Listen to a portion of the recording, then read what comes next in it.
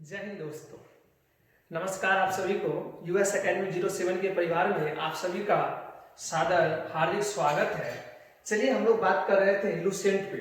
तो बिहार पुलिस को मद्देनजर रखते हुए हमारे एकेडमी के द्वारा यूएस एकेडमी 07 के द्वारा बिहार पुलिस के लिए एक स्पेशल बैच जो लुसेंट का है शुरुआत किया गया है। आप लोगों का साथ और मदद की जरूरत है। इस बैच को जो लुसेंट महाभंडारा के नाम से चल रहा है, आइए आप सब मिलके आगे बढ़ते हैं, बदलते भारत में अपना सहयोग देते हैं और अपनी भविष्य की कामना करते हुए अपने आप की आगे बढ़ाने के दौर में एक अग्रसर कोशिश करते हैं। चलिए, लुसेंट भंडारा की स्टार्ट करें हम। तो कल हम लोग पढ़े हुए थे भारत की इतिहास, प्राचीन भारत की इतिहास। तो प्राचीन भारत के इतिहास में हम लोग इतिहास को जाने हुए थे, इतिहास की तथ्य कितना है नहीं। तो प्राचीन भारत के इतिहास में प्राचीन भारत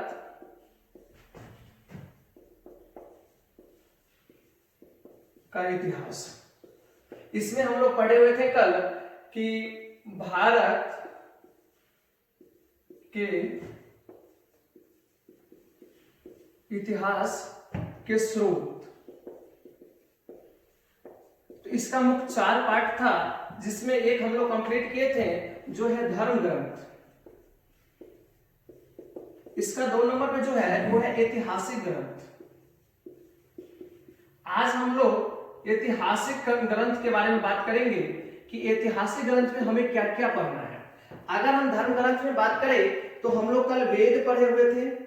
तो वेद कितना होता है? 4 होता है। किसके द्वारा लिखा गया है वेद?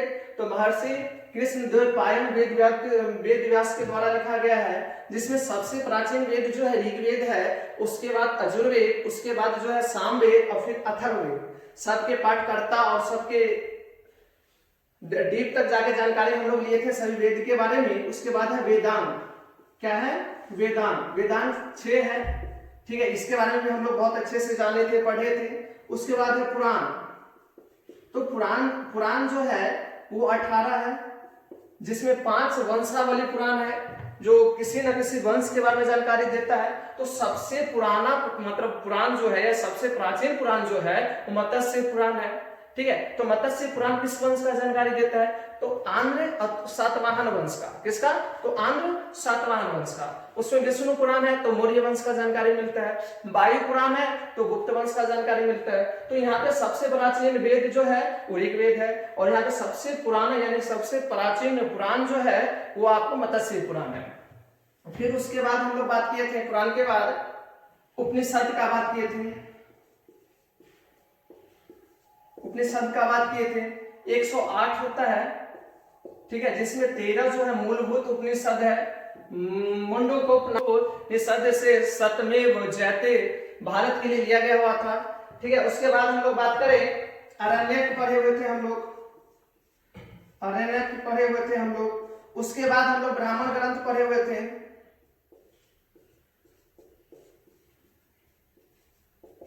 ठीक है। उसके बाद वेद की बात करें तो वेद का जो है उपवेद पढ़े हुए थे हम लोग। उपवेद कितना है? उपवेद भी 4 है, यानी 4 वेद तो 4 उपवेद, ठीक है। चल, इस प्रकार से इतना टॉपिक कल हम लोग पढ़े अच्छे से। आज हम पढ़ेंगे जो है ऐतिहासिक ग्रंथ। तो ऐतिहासिक ग्रंथ को अच्छे से देख लेते हैं आज। पहले इसको क्लीन कर ले।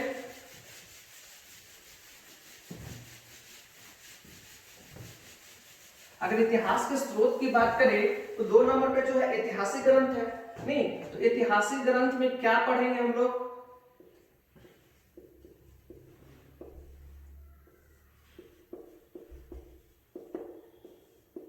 तो ऐतिहासिक ग्रंथ में सबसे पहले हम लोग जातक को देखेंगे, ठीक है। कल बताए हुए थे कि जातक किस धर्म से संबंधित है, कल बताएंगे किसके बारे में जानकारी मिलता है। फिर 2 नंबर जो आगम की बात करेंगे। किसका? आगम का।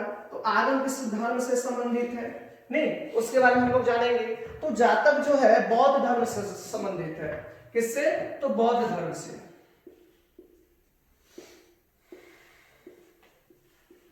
जिसमें जो है जातक में जो है महात्मा बुद्ध के पूर्व जन्म की कहानियों का उल्लेख मिलता है। पूर्व जन्म की कहानियों का क्या मिलता है? उल्लेख मिलता है। किसमें मिलता है? तो जातक में।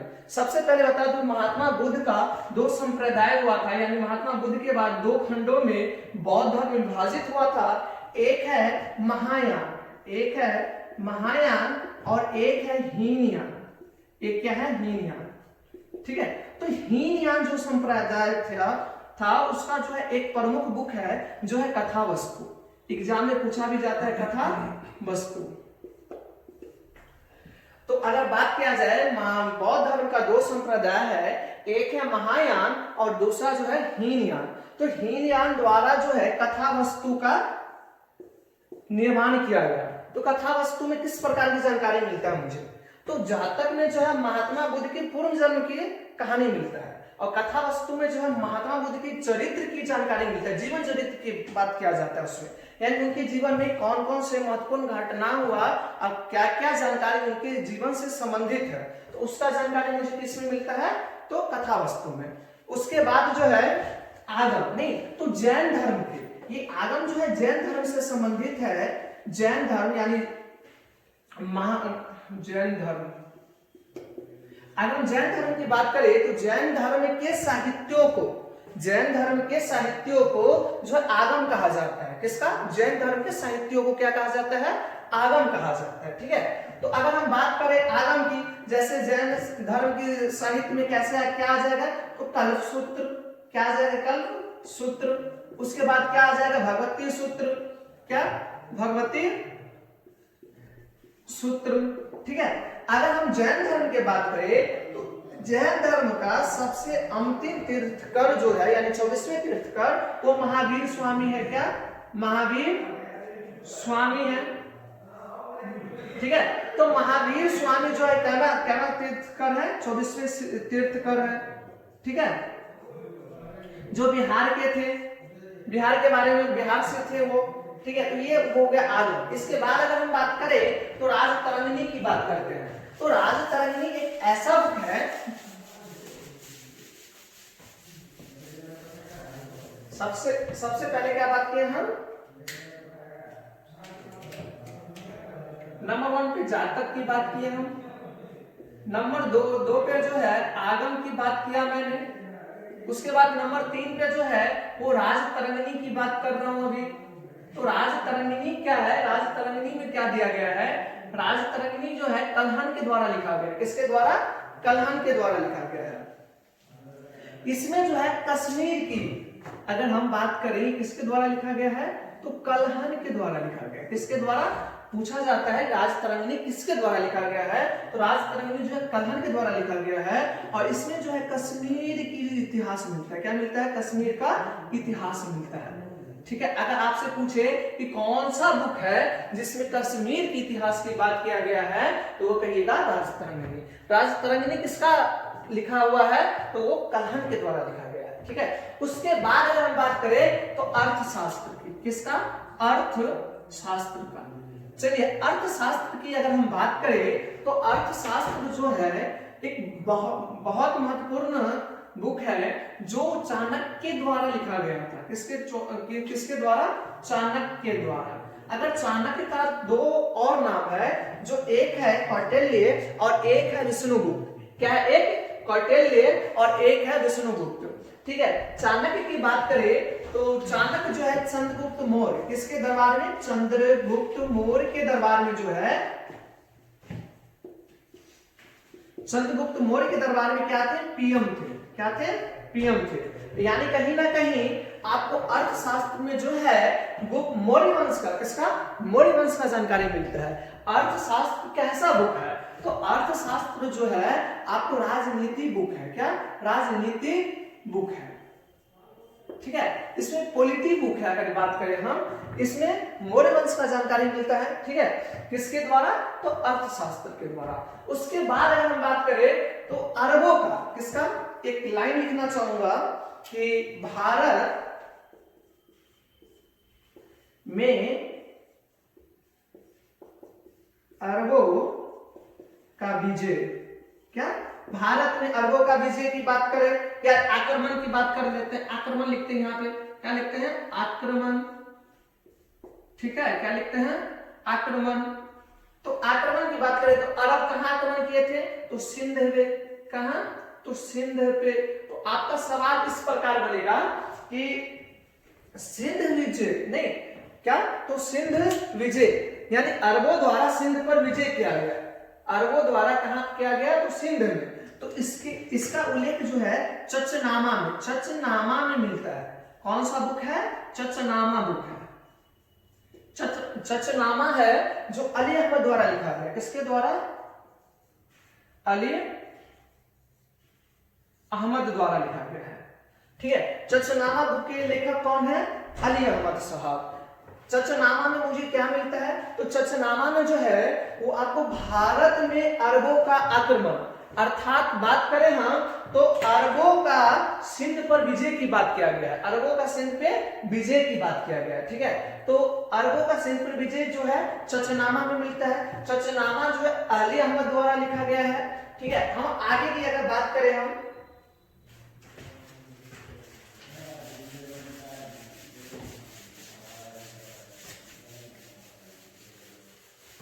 यहां पर हम लिख ले, क्या लिख ले, चचनामा, चचनामा, ठीक है। उसके बाद अगर हम बात करते हैं तो अष्टाध्याय, क्या, अष्टाध्याय, यहां पे क्या लिखेंगे हम, अष्टाध्याय, ठीक है। तो अगर हम अष्टाध्याय की बात करें हम, अष्टाध्याय की बात करेंगे हम, तो अष्टाध्याय एक ऐसा बुक है, अष्टाध्याय एक ऐसा बुक है जो आपको व्याकरण का फर्स्ट बुक है, क्या है, व्याकरण का फर्स्ट बुक। अगर हम बात करें अष्टाध्याय का, तो अष्टाध्याय जो है व्याकरण का फर्स्ट बुक है जो पाणिनि के द्वारा लिखा गया था। किसके द्वारा लिखा गया था, पाणिनि के द्वारा लिखा गया हुआ था। पाणिनि साहब ने संस्कृत भाषा में, कौन सी भाषा में, तो संस्कृत भाषा में जो है ये बुक लिखे हुए थे, ठीक है। तो संस्कृत भाषा में व्याकरण का फर्स्ट बुक जो है, कौन सा, व्याकरण का फर्स्ट बुक, ठीक है।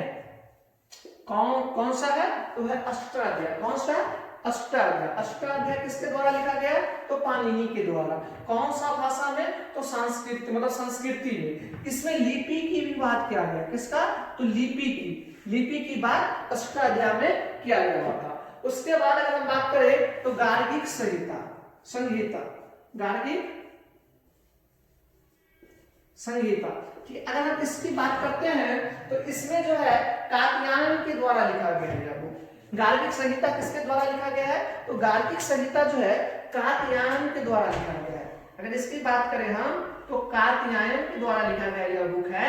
इस बुक में जो है यवनों के आक्रमण मिलता है। किसका यहाँ आक्रमण मिलता है, यवनों का, यूनानी वाले यवन, ठीक है, यवनों का आक्रमण मिलता है। क्या मिलता है, यवनों का आक्रमण,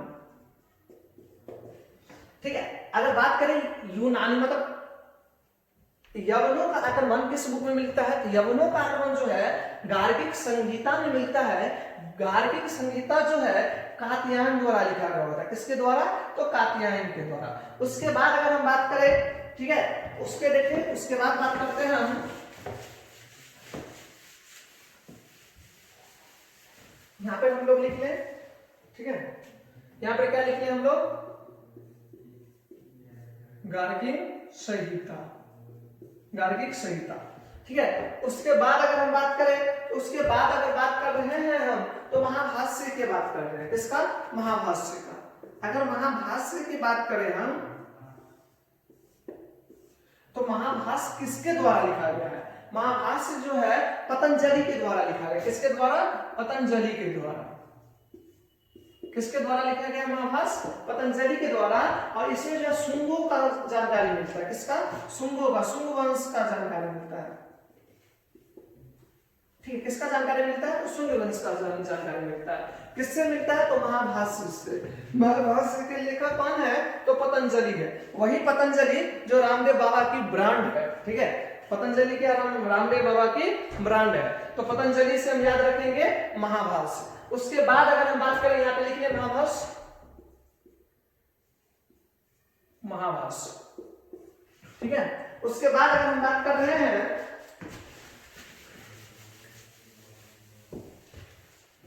रिवाइज कर ले, मुझे इतना बुक लगभग क्या करना है, याद रखना है। क्या करना है, याद रखना है। ठीक है, सबसे पहले ऐतिहासिक स्रोत में मुझे जो है याद रखना है वो है जातक। क्या, जातक। जातक जो है महात्मा बुद्ध के पूर्व जन्मों की कहानी है, जातक है। ठीक है, किस धर्म से संबंधित है, तो बौद्ध धर्म से। बौद्ध धर्म में महात्मा बुद्ध का दो संप्रदाय हुआ था, एक हुआ था हीनयान और एक हुआ था महायान। तो हीनयान द्वारा जो है कथा वस्तु लिखा गया।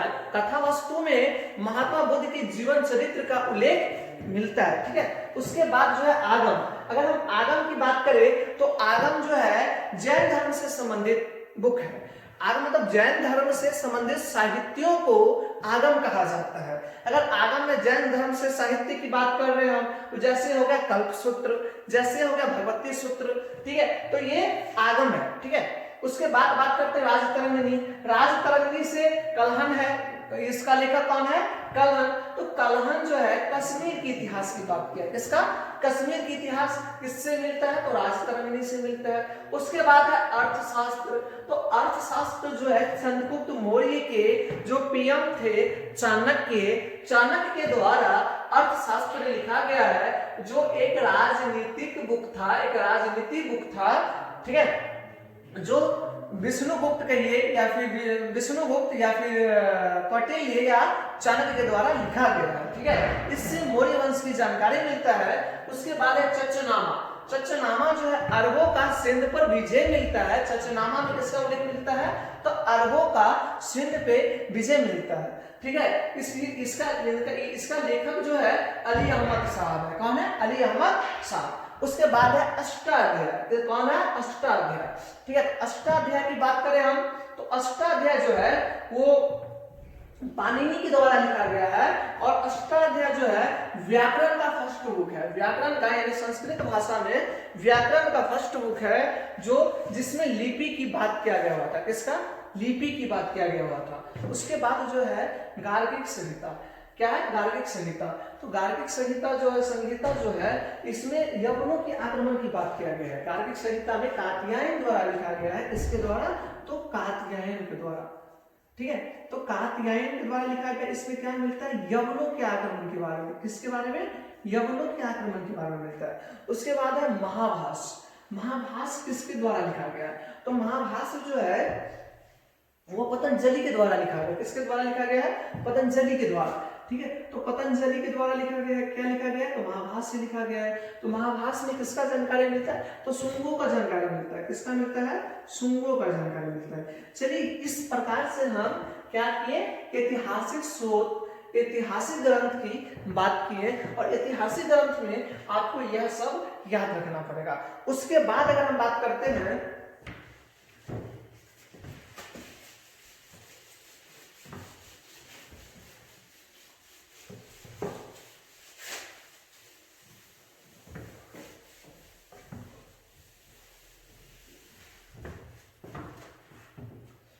बात करते हैं तो इतिहास। क्या, इतिहास।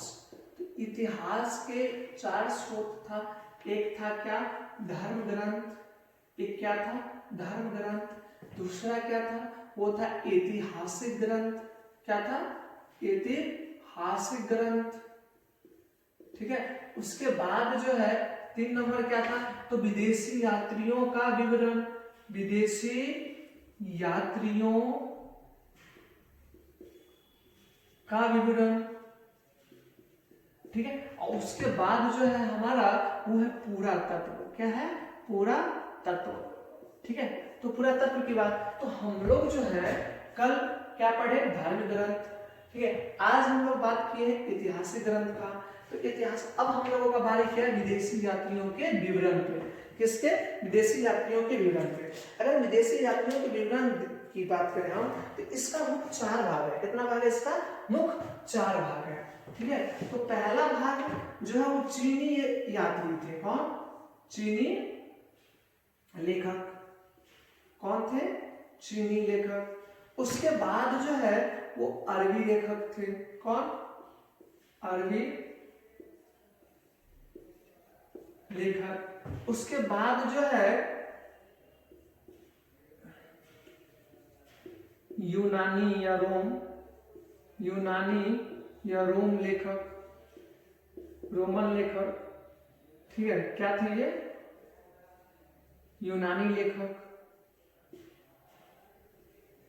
उसके बाद जो है एक आता है अन्य लेखक। क्या आता है? अन्य लेखक। चलिए हम बात कर रहे हैं अभी किसका? तो हम धार्मिक ग्रंथ की बात कर लिए, ऐतिहासिक ग्रंथ की बात कर लिए। अब हम लोग बात कर रहे हैं विदेशी यात्रियों के विवरण का। तो विदेशी यात्रियों के विवरण में इसका मुख्य 4 भागों में मैंने बांटा है। एक है चीनी लेखक, एक है अरबी लेखक, एक है यूनानी रोम के लेखक और एक है अन्य लेखक। ठीक है, इसमें अगर हम बात करें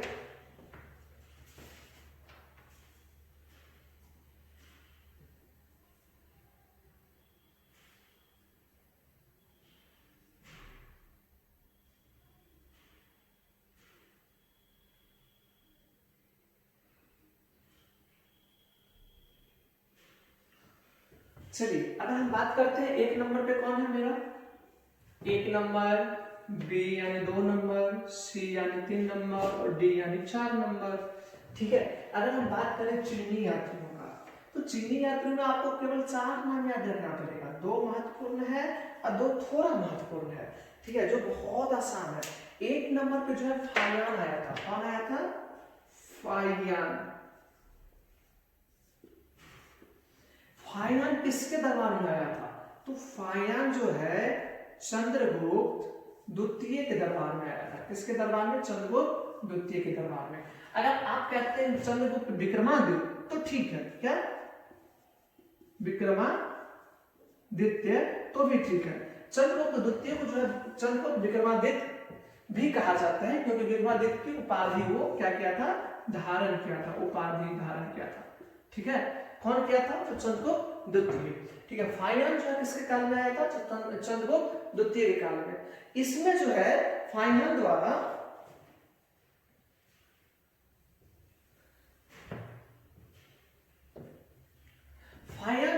जो है चंद्रगुप्त द्वितीय का साम्राज्य एमपी में आया था। कहां? एमपी में। उस समय की सुखी, शांति, समृद्धि नहीं, उस समय में क्या मतलब राजनीति था उस समय की, मतलब एमपी में जो है, मध्य प्रदेश में जो है किस प्रकार का शासन था, किस प्रकार का संस्कृति था, माप तौल क्या था, वैज्ञानिक पद्धति क्या था, सबकी जानकारी फाहियान फी यूकी नामक बुक में दिया। किस नामक बुक में? फी यू की नामक बुक में।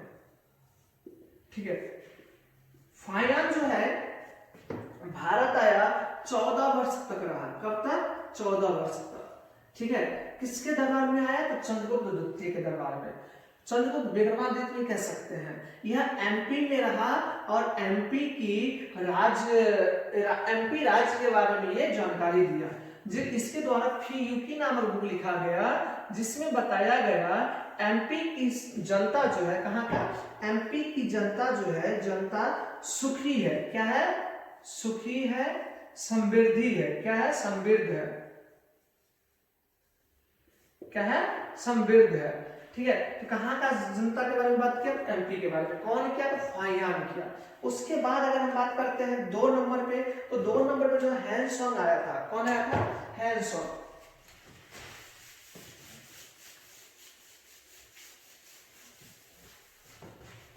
2 नंबर पे जो है हैंसोंग आया हुआ था।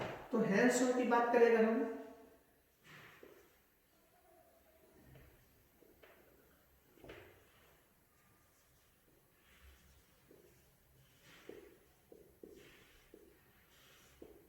हैंसोंग आया हुआ था। तो हैंसोंग जो है वो आया हुआ था आपको हर्षवर्धन के काल में। किसके काल में? हर्षवर्धन के काल में। ठीक है, तो हर्षवर्धन के काल में आया था। कौन आया था? तो हैंसोंग आया हुआ था। हैंसोंग जो है वो आपको 630 में आया और 645 तक रहा। कितने वर्ष? तो 15 वर्ष। कितने वर्ष? 15 वर्ष। फाहियान कितने वर्ष रहा था? तो 14 वर्ष। कितने वर्ष? तो 14 वर्ष। यह है मतलब हर्षवर्धन के काल में आया, और हर्षवर्धन के जो राज था उसमें रह के उसके राज में मतलब भ्रमण करके जानकारियों को इकट्ठा किया। क्या क्या जानकारियों को इकट्ठा किया? सबसे पहले बता दूं मैं, तो हैंसोंग को जो है यात्रियों का राजकुमार कहा जाता था। क्या? यात्रियों का राजकुमार। यह जो है एसआई के एग्जाम में पूछा गया है कि यात्रियों का राजकुमार किसे कहा जाता है? यात्रियों का राजकुमार मतलब राजकुमार किसे कहा जाता है? एसआई के एग्जाम में पूछा गया है ये, ठीक है। यूपीएसआई के एग्जाम में पूछा हुआ था यात्रियों का राजकुमार किसे कहा जाता है, तो वहां पे आप लोग मारेंगे हैंसोंग, मतलब हैंसोंग के काल, मतलब हैंसोंग को कहा जाता था। यात्रियों का राजकुमार हैंसोंग को कहा जाता था। हैंसोंग एक ऐसा यात्री था जो आया अध्ययन करने के लिए, यह जो है आया भ्रमण करने के लिए, और यह यहाँ अध्ययन भी किया, यानी शिक्षा भी ग्रहण किया। क्या किया? शिक्षा भी ग्रहण किया, ठीक है। क्या क्या? शिक्षा भी ग्रहण किया। तो शिक्षा ग्रहण किया, 15 साल तक रहा, तो 15 साल तक रहा, उसके बाद क्या किया? शिक्षा ग्रहण किया। तो शिक्षा ग्रहण जो किया नालंदा यूनिवर्सिटी में। क्या? नालंदा यूनिवर्सिटी में, ठीक है। अगर नालंदा यूनिवर्सिटी की बात करूं तो यह प्रेजेंट में जो है बिहार में है। कहां है? बिहार में। अगर उस वक्त की बात करूं जिस वक्त जो है हैंसोंग जो है भारत आया हुआ था, उस वक्त नालंदा विश्वविद्यालय के कुलपति कौन थे? कौन? कुलपति कौन थे? तो आचार्य, क्या? आचार्य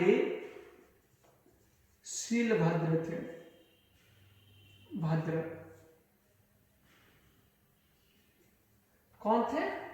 शीलभद्र थे। एक बार रिवाइज कर ले हम लोग कि हैंसोंग जो है किसके काल में आया?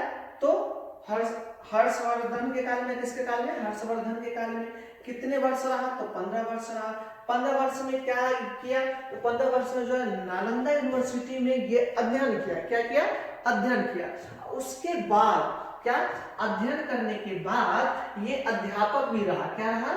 अध्यापक भी रहा, ठीक है। यानी वहां पे पढ़ा और वहां पे पढ़ाया भी। क्या किया? वहां पे पढ़ा और वहां पे पढ़ाया भी। कौन?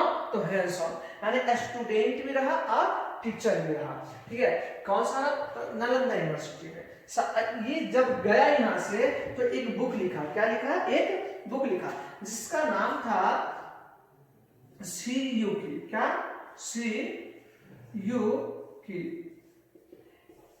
फाइयान के बुक का क्या नाम था? फियूकी। क्या नाम था इसके बुक का? फियूकी नाम था, ठीक है। क्या? फियूकी। और इसके बुक का क्या नाम है? सीयूकी। क्या नाम है? सीयूकी। कंफ्यूज नहीं होना है, कंफ्यूजन में बिल्कुल नहीं रखना है। जैसे आप बात करते हैं फाइयान, तो इसके फाइयान में नाम में ही क्या लगा? फॉ लगा है। क्या? नाम में क्या लगा? फॉ लगा है। तो इसके बुक में भी क्या है? फॉ है, यानी फी है, फाई, फी, ठीक है। ये जो है ह है, तो ह, तो यो, रो, लो, नहीं, ह, तो उसमें क्या आता है? स आता है। तो स आता है, तो उससे हम याद रखेंगे कि हैंसोंग जो है, हैंसोंग के द्वारा जो है सीयूकी नामक पुस्तक की रचना की गई। सीयूकी पुस्तक में क्या किया गया होगा? तो हर्षवर्धन कालीन राज का व्याख्या किया गया। उसमें जो है अत्यधिक बौद्ध धर्म की जानकारी मिलता है। किसका? बौद्ध धर्म का। यह जो है बिहार में रह के, नालंदा यूनिवर्सिटी में रह के, पढ़ा के वापस 15 साल रह के उसके बाद वापस ये चीन गया होता। ये हो गया हमारा हैंसोंग की बात, ठीक है। इसके बाद हम क्लियर करके बात करते हैं आगे।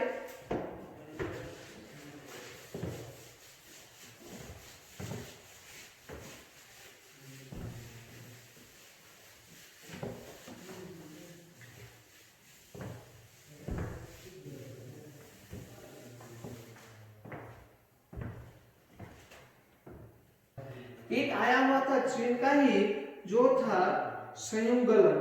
कौन? संयुंगलन। यह 518 ईस्वी में आया था, मतलब ईसा पूर्व आया था 518 में। और ये जो है बीसी में, और ये एक आया था इतिशी। कौन? इतिशी। ठीक है, ये दोनों उतना महत्वपूर्ण नहीं है। इस दोनों इसमें इति सिंह में जो है यह दो विश्वविद्यालय की भ्रमण किया, जानकारी प्राप्त किया।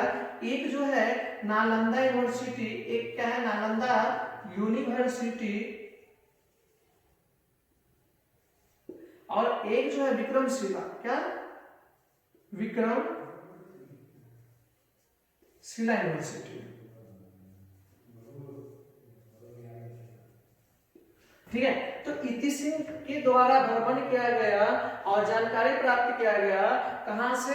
तो इनके द्वारा लिखी गई बुक में जानकारी मिलता है कि विक्रमशिला यूनिवर्सिटी के बारे में और नालंदा यूनिवर्सिटी के बारे में। ठीक है, उसके बाद संयुगल जो है एडी में आया था, ईस्वी में आया था। कब?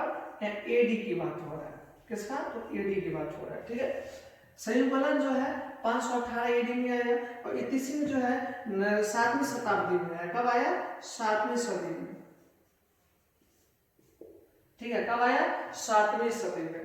उसके बाद हम बात करते हैं, ये चीन बात करते हैं, अरब की बात करते हैं। किसका? अरब का। ठीक है, तो चीन में मुझे क्या क्या याद रखना है? चीन में मुझे दो महत्वपूर्ण है जो याद रखना है। एक आता है फायान, एक कौन आता है? फायान। ठीक है, तो फायान आता है, कौन आता है? फायान। और एक आता है हेनसम। ये दो प्रमुख आते हैं। अब हम बात करते हैं किसका? अब हम बात करते हैं अरब का। तो अरब में दो हमें महत्वपूर्ण जानकारी रखना है अरब का। कौन कौन रखना है? तो नंबर 1 पे रखना है अलबरूनी। कौन? अलबरूनी। और 2 नंबर पर रखना है इबन बतूता। Ibn Battuta. सबसे पहले बात बता दूं मैं, इबन बतूता मोरक्को का रहने वाला था। कहां का? मोरक्को का।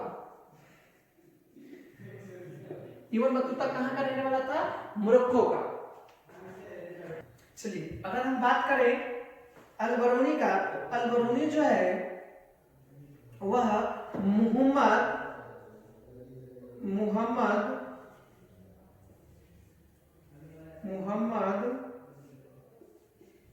गजनबी के काल में आया था। किसके काल? गजनबी के काल में। ये जो है मोहम्मद बिन तुगलक के काल में आया था। किसके काल में? मोहम्मद बिन तुगलक के काल में। मोहम्मद बिन तुगलक को MBT कह सकते हैं। क्या कह सकते हैं? MBT। ठीक है, MBT के काल में कौन आया? तो इबन बतूता। इबन बतूता कहां का रहने वाला था? तो मोरक्को का। ठीक है, अगर हम बात करें अलबरूनी का, अलबरूनी जो है वो आपको मोहम्मद गजनबी के काल में आया। इसके द्वारा प्रमुख बुक जो है ये अरब का रहने वाला था। अलबरूनी जो है, अलबरूनी जो है ये आपको क्या कहते हैं, वहां का अरब का रहने वाला था। और यह जो है इसके द्वारा किताब उल हिंद, क्या? किताब उल हिंद या तहकीक ए हिंद, क्या लिखा गया? किताब उल हिंद या तहकीक ए हिंद का वास्तविक नाम क्या है? आपको एक बार पूछा गया सवाल है SI के एग्जाम में ही कि इबन बतूता का वास्तविक नाम क्या है। तो अगर इबन बतूता का वास्तविक नाम मैं बात करूं तो उसका वास्तविक नाम है अब्दुल्ला मुहम्मद, क्या? अब्दुल्ला मुहम्मद बिन तूता। क्या नाम था? अब्दुल्ला मोहम्मद बिन तूता। ये जो है क्या है? वास्तविक नाम है। क्या है ये? वास्तविक नाम है। किसका वास्तविक नाम है? तो इबन बतूता का। किसका? इबन बतूता का। इबन बतूता दिल्ली पहुंचे। कब पहुंचे? तो 1333 में। कब? 1333 में, 33 में। और यहाँ पे जो है मोहम्मद बिन तुगलक ने इनको दिल्ली का न्यायाधीश या गाजी की उपाधि दिया। क्या? गाजी बोला, गाजी का काम किया। ये गाजी को जो है न्यायाधीश कहा जाता है। क्या? न्यायाधीश। ठीक है। तो दिल्ली का न्यायाधीश कौन बना? तो इब्न बतूता। इब्न बतूता के द्वारा लिखा हुआ बुक जो है वो रहल्ला है। क्या है वो? रहल्ला। इब्न बतूता के द्वारा लिखा हुआ बुक क्या है? रहल्ला है। इब्न बतूता का वास्तविक नाम क्या है? वो अब्दुल्ला मोहम्मद बिन तूता। क्या? अब्दुल्ला मोहम्मद बिन तूता। ये क्या है? वास्तविक नाम है। इब्न बतूता मोरक्को का रहने वाला था। कहाँ का? मोरक्को का रहने वाला था। यह किसके काल में आया? तो मोहम्मद बिन तुगलक के काल में आया, MBT के काल में आया। 1333 में कहाँ पहुंचा? दिल्ली। कहाँ आया? दिल्ली, यानी दिल्ली आया। तो दिल्ली का नया, इसकी विद्वानता को देखते हुए, इसकी जानकारी, इसकी नॉलेज को देखते हुए मोहम्मद बिन तुगलक जो है, MBT जो है, इसको न्यायाधीश बना दिया। कहाँ का? तो दिल्ली का। कहाँ का न्यायाधीश बना दिया? तो दिल्ली का। अगर अलबरूनी की बात करते तो अलबरूनी जो है अरब का रहने वाला था और ये मोहम्मद गजनवी के काल में आया था और इसके द्वारा जो है किताब उल हिंद या फिर तहकीक हिंद लिखा गया है। इसके द्वारा इब्न बतूता के द्वारा रहल्ला लिखा गया है। तो इस प्रकार से हम लोग चीन की 4 यात्री और अरब की 2 यात्री का जानकारी लिया। चीन की 4 यात्री कौन कौन था? तो एक था फायान जो चंद्रगुप्त विक्रमादित्य के काल में आया था। दूसरा जो है हेनसोंग जो है वो आपको हर्षवर्धन के काल में आया, जो नालंदा विश्वविद्यालय में पढ़ा और वहां का अध्यापक बना। नालंदा विश्वविद्यालय का आचार्य श्रीलभद्र उस समय का कुलपति थे। ठीक है। उसके बाद बात करते इतिसंघ जो है वो आपको क्या कहते हैं, विक्रमशिला और नालंदा विश्वविद्यालय का उल्लेख मिलता है उसके बुक से, उसके जानकारी से। और एक है संयुगलन जो है 518 ईस्वी में भारत आया हुआ था। ठीक है। उसके बाद करते अरब का 2 प्रमुख यात्री थे, एक था अलबरूनी और एक था इब्न बतूता। कौन? अलबरूनी और इब्न बतूता। ठीक है। इब्न बतूता जो है रहला लिखा हुआ है, अलबरूनी जो है किताब उल हिंद या तहकीक हिंद की रचना किया हुआ है। ठीक है। इब्न बतूता का पूरा नाम अब्दुल्ला मोहम्मद बिन तूता था, जो आपको मोरक्को का रहने वाला था। ये MBT के काल में आया और MBT के काल में MBT जो है न्यायाधीश इसको दिल्ली का बना दिया। उसके बाद बात करते हैं हम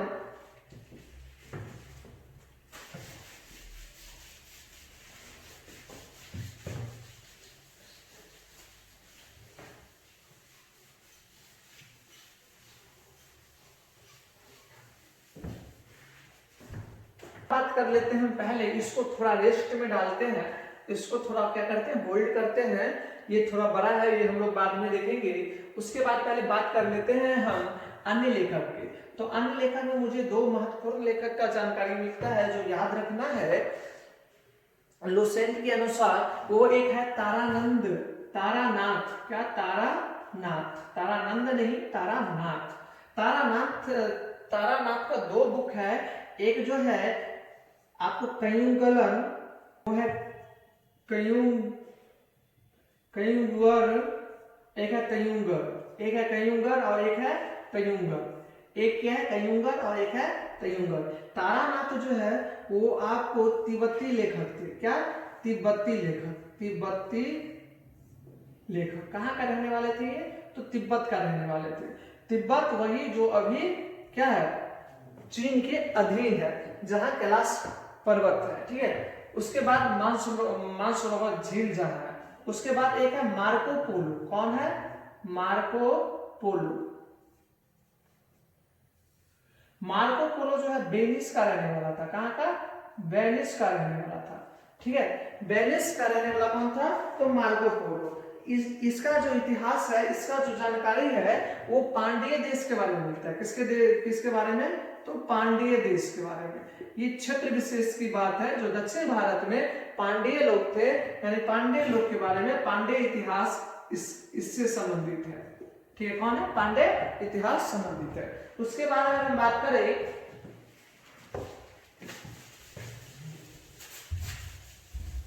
चलिए हम लोग सब देख लिए।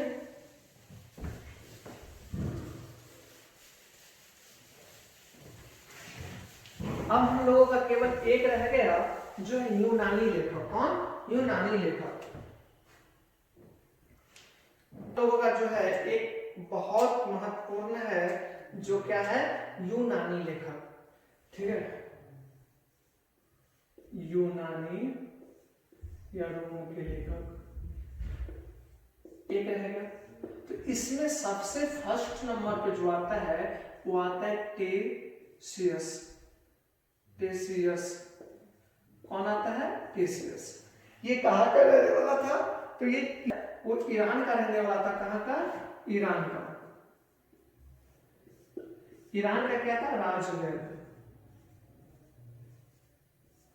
क्या था? राजवैद। ठीक है। उसके बाद बात करते हैं हम 2 नंबर पे।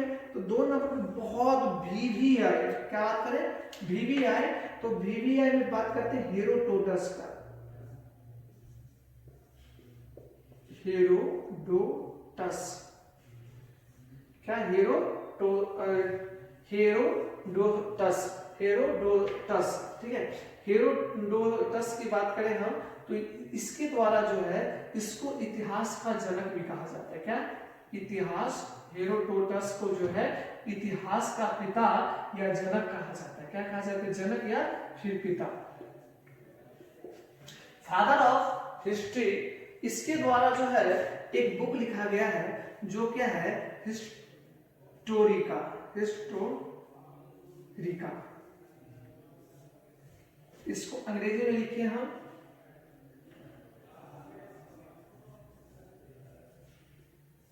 क्या लिखा गया? हिस्टोरिका। ठीक है। किसके द्वारा लिखा गया? तो हेरोडोटस के द्वारा। किसके द्वारा? हेरोडोटस के द्वारा जो हिस्टोरिका बुक लिखा गया, हिस्टोरिका बुक लिखा गया, इसको जो है इतिहास का जनक भी कहा जाता है। इसको तो हेरोडोटस को इतिहास का जनक भी कहा जाता है। उसके बाद जो है किसके साथ आया था? तो सिकंदर के साथ।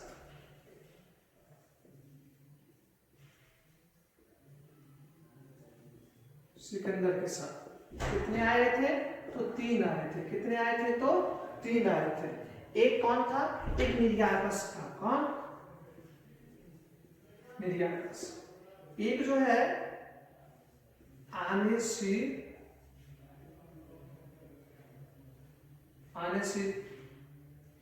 क्रेटस, ठीक है। और एक जो है आस्ट्रियोबुलस। आस्ट्रियोबुलस कौन है? आस्ट्रियोबुलस। सिकंदर के साथ में 3 लिखा गया जो बहुत ही महत्वपूर्ण है इतिहास के दृष्टिकोण से, जो है एक है निर्याकस, एक है आनेसिक्रेटस। कौन? आनेसिक्रेटस। और एक जो है आस्ट्रियोबुलस। कौन? आस्ट्रियोबुलस। तो निर्याकस जो है वो जल सेना का सेनापति था। जल सेना का सेनापति था। कौन था? तो निर्याकस। किसका? तो सिकंदर का। किसका? सिकंदर का जल सेना का सेनापति कौन था? तो निर्याकस। इस तीनों के साथ इस तीनों के साथ कौन आया था? तो सिकंदर। सिकंदर के साथ कौन आया था? तो निर्याकस, आनेसिक्रेटस और आस्ट्रियोबुलस। तो आस्ट्रियोबुलस, आनेसिक्रेटस और निर्याकस, जल सेना का सेनापति कौन था? निर्याकस था। ये किसके काल मतलब किसके साथ आया? तो सिकंदर के साथ। इस तीनों का इतिहास में बहुत ही महत्वपूर्ण योगदान निभाया है। उसके बाद अगर हम बात करें तो उसके बाद हम बात करते हैं मेगास्थनीज का। किसका? मेगास्थनीज का। ठीक है। तो मेगास्थनीज जो है चंद्रगुप्त मौर्य के काल में आया। यह सेल्यूकस निकेटर का राजपूत था। किसका है? इसके बाद कौन आया? तो मेगा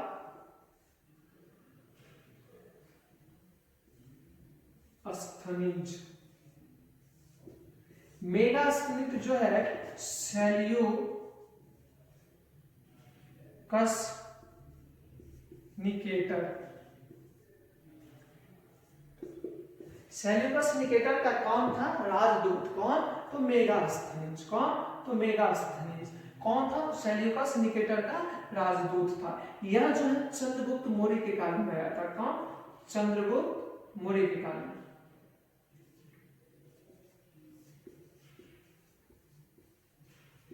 चंद्रगुप्त मौर्य के काल में। अगर मेगास्मिथ द्वारा लिखी बुक की बात करें तो इनका बुक जो है इंडिका है। क्या? इंडिका। ठीक है, इंडिका से जो है मौर्य वंश की जानकारी मिलता है। किसका जानकारी मिलता है? तो मौर्य वंश का। ठीक है, किससे मिलता है? तो इंडिका से। इंडिका किसका रचना है? तो मेगास्मिथ का। मेगास्मिथ किसका राजदूत था? तो सेल्यूकस निकेटर का। सेल्यूकस निकेटर मेगास्मिथ को किसके दरबार में भेजा? तो चंद्रगुप्त मौर्य के दरबार में। उसके बाद देखिए हम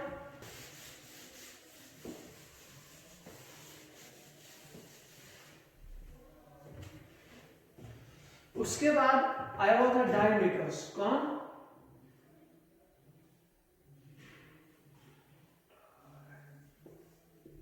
डायोमेकस।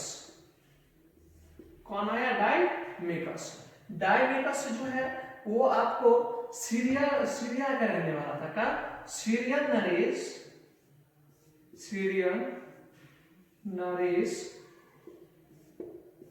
एंटियोकस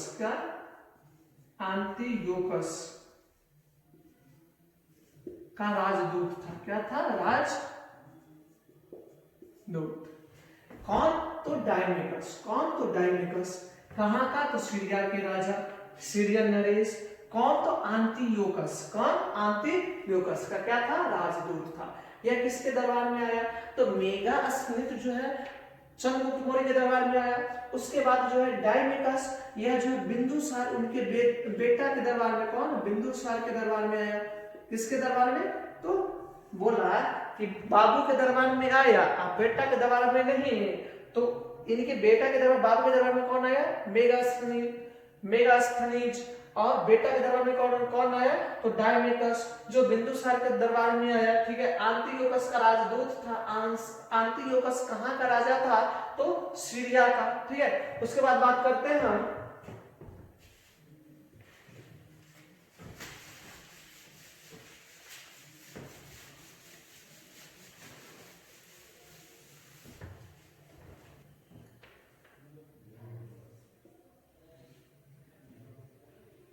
एक है डायोनिसियस। कौन? डायोनिसियस।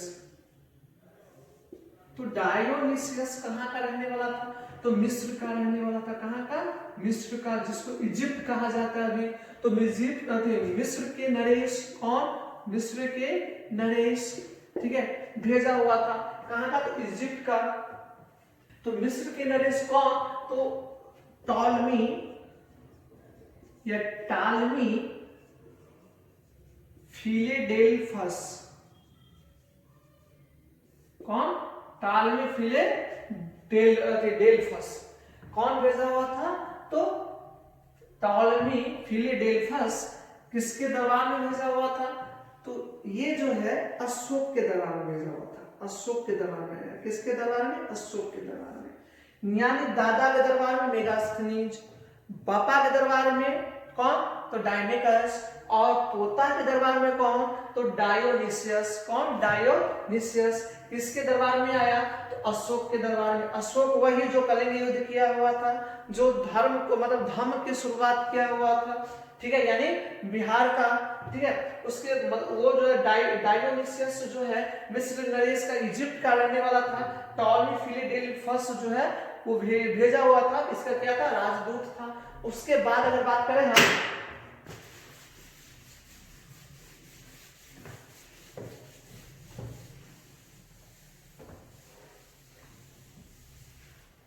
कि जो है टॉलमी, क्या? टालमी या टॉलमी। ठीक है, जो क्या लिखा हुआ है? भारत का इतिहास, भारत का भूगोल। क्या लिखा हुआ है? भारत का भूगोल। ठीक है, और एक जो है प्लिनी जो है वो नेचुरल हिस्ट्री लिखा हुआ है। क्या लिखा है? नेचुरल। क्या लिखा हुआ है बच्चों? Natural history. ठीक है, एक जो है एक बुक है जिसका नाम है इरीथन सी। क्या नाम है? वो है Periplus of the Erythraean Erythraean, क्या नाम है? Periplus of the Erythraean. क्या? इरीथ्रांसी। इरीथ्रांसी जो है बुक एक एग्जाम में पूछा गया हुआ था कि पेरिप्लस ऑफ द इरीथ्रांसी जो है कहाँ का जानकारी देता है, किसका जानकारी देता है? तो मैं आप लोगों को बता दूं, पेरिप्लस ऑफ द इरीथ्रांसी जो है वो हिंद महासागर का जानकारी देता है। कहाँ का? हिंद महासागर।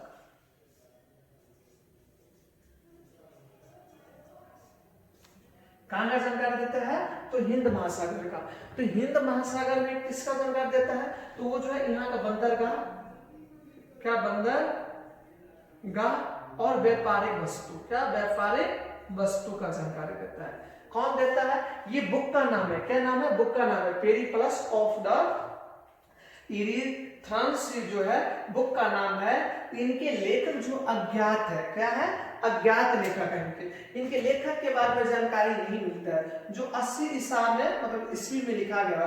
कब लिखा गया? 80 एडी में लिखा गया, ठीक है, इसमें एडी में। और इसके लेखक जो है अज्ञात है। क्या है? अज्ञात है, ठीक है। तो इसके लेखक के बारे में जानकारी नहीं है। लेखक पूरा बुक लिखे, अपना नाम ही लिखना भूल गए, ठीक है। तो बुक का क्या नाम है? पेरिप्लस ऑफ द इरीथ्रांसी, जो किसका जानकारी देता है? हिंद महासागर का, ठीक है। हिंद महासागर में बंदरगाह और व्यापारिक वस्तुओं की जानकारी देता है। ये 80 एडी में आया हुआ था और इसके लेखक जो है अज्ञात है। चलिए अगर हम बात करें तो हम लोग धर्म ग्रंथ की बात कर लिए, हम लोग ऐतिहासिक ग्रंथ की बात कर लिए, और आज हम लोग फिर विदेशी यात्रियों की बात करेंगे। कल हम लोग जो है पुरातत्व की बात करेंगे। किसका? पुरातत्व का। इतिहास के स्रोत की बात कर रहे हैं। किसका? इतिहास के स्रोत की बात कर रहे हैं अगर हम, तो इतिहास के स्रोत में मेरा 3 खंड हो गया। कितना खंड? 3 खंड हो गया। केवल एक खंड मेरा बाकी है जो है पुरातत्व। तो पुरातत्व की बात करें हम तो कल इस पे एक अच्छा बेहतर एक वीडियो बनाया जाएगा और फिर YouTube पे आप लोगों के लिए डाला जाएगा, ठीक है, अपलोड किया जाएगा। अगर हम बात करें लुसेंट महाभंडारा, क्या? लुसेंट महाभंडारा, तो यह जो है बिहार पुलिस के लिए उसको मद्देनजर रखते हुए बिहार पुलिस को रखा गया है। इसको सबसे बड़ी बात है कि जब लुसेंट की बात आता है तो लुसेंट में लोग समझता है मुझे रटना पड़ेगा। अरे बाबा, लुसेंट ऐसा बुक नहीं है, लुसेंट को रटना नहीं पड़ता है। अगर आप रटिएगा तो शायद भूल जाइएगा। तो मेरा मानना है आप समझिए, ठीक है। और ये जो लुसेंट की ये जो बैच है यह बहुत लाभदायक साबित होगा आप सभी के लिए। इसमें जो है रटाया नहीं, पढ़ाया जाएगा। क्या? पढ़ाया जाएगा, ठीक है, समझाया जाएगा। और आप लोग एक बात कहना चाहूंगा कि जनाब वक्त आता है और वक्त जाता है, वक्त आता है और वक्त जाता है। ये वक्त को बड़ा संभाल के रखिए साहब, क्योंकि वक्त ही वक्त पे काम आता है। चलिए इसके साथ जय हिंद। आप सभी को वीडियो को शेयर करें, लाइक करें, कमेंट करें, सब्सक्राइब करें। और अगर कोई दिक्कत हो, कोई कमी लगा हो वीडियो में, तो भाई होने के नाते, साथी होने के नाते आप मुझे कमेंट करके बिल्कुल बताएं। जय हिंद सभी को।